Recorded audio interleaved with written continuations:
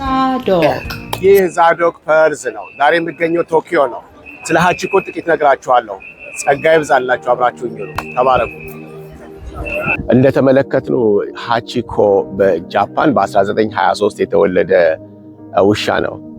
ይሄ ውሻ የታማኝነት ምሳሌ ነው። ፕሮፌሰር ኡኖ የሚባል ባለቤቱ ወይንም አሳዳሪው ጋራ ለጥቂት ዓመታት አብሮት በታማኝነት አሳልፏል። ማለትም ጠዋት ወደ ስራ ሲሄድና ማታ ከስራ ሲመለስ ሁሌ እየጠበቀው የሚመላለስ ነበረ። ነገር ግን በ1925 በድንገተኛ ህመም ፕሮፌሰር ኡኖ ባለበት ቦታ ላይ ወይም በሄደበት በስራ ቦታ ላይ ህይወቱ አልፏል። ከዛ ቀን ጀምሮ 1935 ለ10 ዓመታት በሹቢያ የሚባለው የትሬን ስቴሽን ወይም የባቡር ጣቢያ እየተመላለሰ በክረምት፣ በበጋ፣ በፀሐይ፣ በብርድ፣ በዝናብ በታማኝነት ሲመላለስ ኖሯል። ለ10 ዓመት ወይም 3650 ቀናት።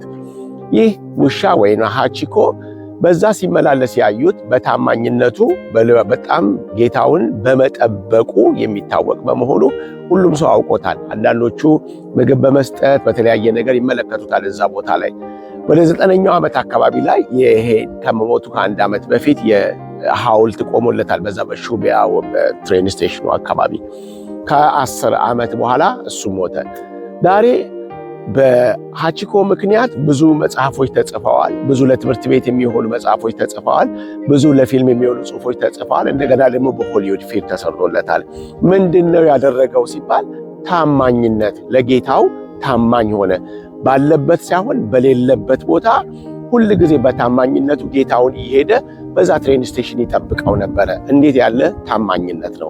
የለም ግን ኤቭሪ ዴይ ሁል ቀን ሁል ጊዜ ሰዓቱን ሳያጎድል ታማኝነቱን ሳያጎድል ጌታውን ይጠብቅ ነበር 10 ዓመት። ስለዚህ ዛሬ እሱ ካለፈ በኋላ ብሔራዊ ጀግና ነው። ለጃፓን የታማኝነት ምሳሌ፣ በታማኝነት ደግሞ የሚገኘውን ክብር ምሳሌ ሆኖ ብዙ ቱሪስቶች እንደምታዩት እየገቡ ያዩታል። ፎቶ በሐውልቱ ጋር ይነሳሉ። ምንድነው ሃቺኮ ያደረገው ብትሉ ታማኝ ነው የሆነው። ወገኖቼ ሆይ ብዙ የማናመጣቸው ገዝተን የማናመጣቸው ሮጠን የማናመጣቸው ግን በውስጣችን ያለ ያንን ማድረግ ያቃተን ቅንነት፣ ታማኝነትን አውጥተን ለትውልድ የሚተርፍ ነገር ተሸክመን ወገኖቼ ሆይ ያንን ነገር ሳናደርገው ሌላ ነገር በማድረግ ዘመናችንን እናሳልፋለን። መጽሐፍ ቅዱሳችን ምሳሌ 27 በለሱን የጠበቀ ፍሬዋን ይበላል ይላል። በለስን መጠበቅ በጣም ቀላል ነገር ነው። በጣም ትንሽ ናት። በለስ በትንሽ ነገር ምሳሌ የሚጠቀስ ነው ሁል ጊዜ። ከዛም ደግሞ አልፎ በለስን መጠበቅ የዴይሊ ማለት በየቀኑ የሚደረግ ነገር፣ ቁጭ ብሎ በለስ መጠበቅ ሳይሆን በለስን ውሃ ማጠጣት፣ በለስን መኮትከት፣ በለስን መንከባከብ በአንድ ቀን ሳይሆን በትዕግስት የምናደርገው በየቀኑ የምናደርገው ነገር ፍሬ ለመብላት ምክንያት ያደርገናል። በሁለተኛ ደግሞ እዛው ላይ ጌታውን የሚጠብቅ ይከብራል።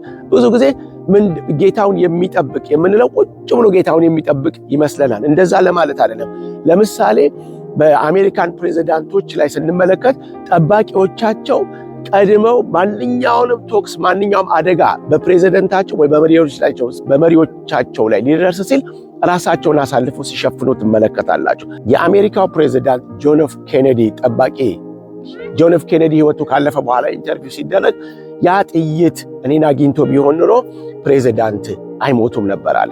እንደዚህ ውስጥ ስትመለከቱ በቅርብ ጊዜ ታሪካችን እንኳን ትራምፕ ላይ በተሞከረው የግድያ ሙከራ ላይ ተሯሩጠው እንዴት አድርገው እንደሸፈኑ ትመለከታላችሁ። ስለዚህ ይሄ የሚለው እንደዛ ነው። ጌታውን የሚጠብቅ የሆነ ጌታውን ቁጭ ብሎ የሚጠብቅ ሳይሆን ራሱ ጌታውን የሚጠብቅ ለውም ለወታደር የተሰጠ ቃል።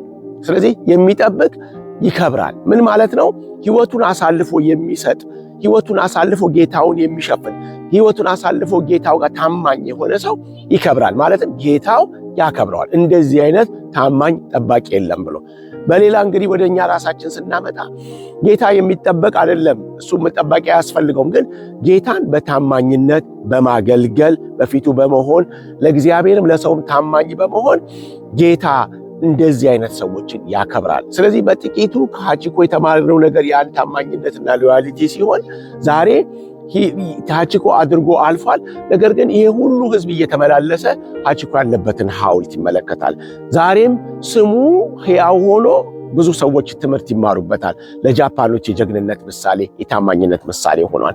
ዛሬ እኔ እናንተ በህይወት ኖረን የምናደርገው ታማኝነት ለልጅ ልጅና ትውልዶች ያሳልፋል። እግዚአብሔር ያከበረው እንደዚህ ነው ተብሎ እግዚአብሔር ያከበረንን ክብር እንመለከታለን።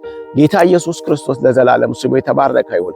እንግዲያውስ በለሱን የጠበቀ ፍሬዋን ይበላል፣ ጌታውን የጠበቀ ይከብራል እንደተባለ እግዚአብሔር በታማኝነት ይባርከን።